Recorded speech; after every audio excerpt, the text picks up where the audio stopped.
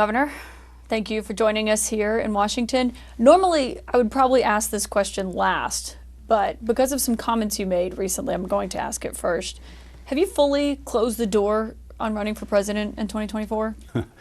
Well, I have a lot of people writing a lot of different things about me in 2024, and I've said, look, in politics, there's always doors opening and closing. I got a great job right now. I personally feel like having more people in the race does not help us win and beat Joe Biden.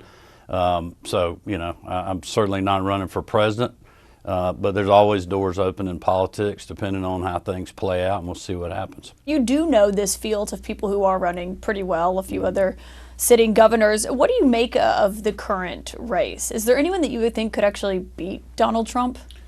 Well, it doesn't seem like there's a lot going on right now. I mean, there is with the fundraising numbers coming out, but the race has been pretty stagnant if you're looking at all the national polls. But, you know, I kind of take that with a grain of salt. You're in the fixing to be in the dog days of August, and, you know, it just hasn't been a lot of movement. But I think people are getting their legs under them now, and so I think there's still a long way to go in the race, and we'll see where that goes. Are you surprised that Governor DeSantis has not gained more traction? I mean, you reference the polls, you talk about the fundraising.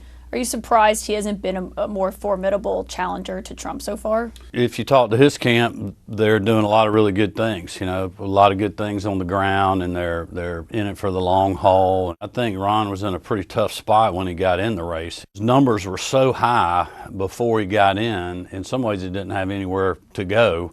And now he's gotten in a stagnant place, but they're making a lot of changes. But there's a lot of other great candidates in the race. A lot of friends of mine are in the race, and so I'm continuing to watch and see where they go. But my thing is, Kaitlan, we got to win. You know, we got to have a candidate that can win and can beat Joe Biden and can win in states like Georgia. There is no path for us to win the White House if we can't win Georgia. And so that's what I've stayed focused on, and really I've had a message to every candidate out there. Listen, we have to tell the American people what we are for. We got to be forward thinking and tell them what we're going to do. We can't be looking in the rearview mirror, and then we got to have a candidate that can beat Joe Biden in November. You say the road to the White House must include Georgia. I mean, can Donald Trump win Georgia? He's the front runner right now. Well, I think he can because Joe Biden's been such a bad president. His approval ratings are just terrible in the state of Georgia right now, so I think he can. I also think he can lose Georgia if he's not doing what I said, telling people what he's for, staying focused on the race, quit looking back at the 2020 election. I mean, for goodness sakes, that was 2.5, 3 years ago now. The American people want to know, what are you going to do for me to help me offset the bad policies of Joe Biden? I mean, Biden talks about, you know, the middle out. We're going to grow the economy from the middle out and the bottom up. The only thing coming out of the middle right now is people's money coming out of their wallet. You apparently said at a Republican donor retreat recently that, quote, not a single swing voter in a single swing state will vote for our nominee if they choose to talk about the 2020 election being stolen. But the Republican frontrunner is still saying that. He still talks about it all the time. I think if he continues to do that, he's going to lose Georgia in November.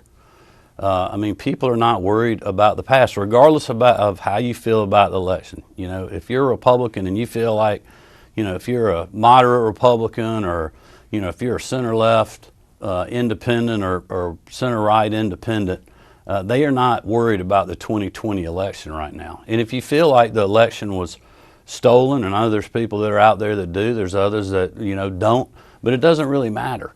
You said you'll do what you can to get the Republican nominee elected, even if it's Trump? I'm going to certainly be supporting a Republican nominee to beat Joe Biden. But even, I mean, Trump pressured you to overturn the election. He wanted you to call a special session. He said he was ashamed that he had endorsed you because you didn't do. You said you couldn't do what he wanted you to do there. I mean, he called you hapless. Even despite all of that, you would still work to get him elected if he's the nominee? He was mad at me. I was not mad at him. I told him exactly what I could and couldn't do when it came to the election, and I followed the law and the Constitution. And as I've said before, that's a lot bigger than Donald Trump. It's a lot bigger than me. It's a lot bigger than the Republican Party. And that's what I'm going to continue to do as the governor, and that's what I did in 2020. But despite all of those things, I believe anybody running for president right now is a Republican that would be better than what we're seeing with the Biden-Harris administration. I just think it might surprise some people that you would work to help get him elected, given your history with him. Well, I would ask a lot of people. I mean, I have people that say, I just can't go there and do that. But, I'm thinking of, the next president's going to be picking probably another Supreme Court justice and, judges on the Court of Appeals and federal judgeships and, dealing with strengthening our military and standing up to our adversaries around the world. And who would you want to be your president? I mean, that's the question that everybody's got to ask themselves. He may or may not be the nominee. So we'll wait and see. Meanwhile, in Georgia, Fani Willis, the Fulton County District Attorney, is close, we are told, to announcing a charging decision in her investigation. Of course, it's gone on for two years now, into Trump and his allies' efforts to overturn the results. In your state, are you surprised that it's taken this long to announce if there are going to be charges? Well, I'm probably more disappointed that it's taken this long. People are wondering, why is this taking so long? Why haven't we had resolution? So I think that just sows distrust in the system, which is unfortunate. That's not what people should be feeling, no matter what side of the aisle you're on. So it is, in my eyes, frustrating, but we'll see what she comes out with at the appropriate time.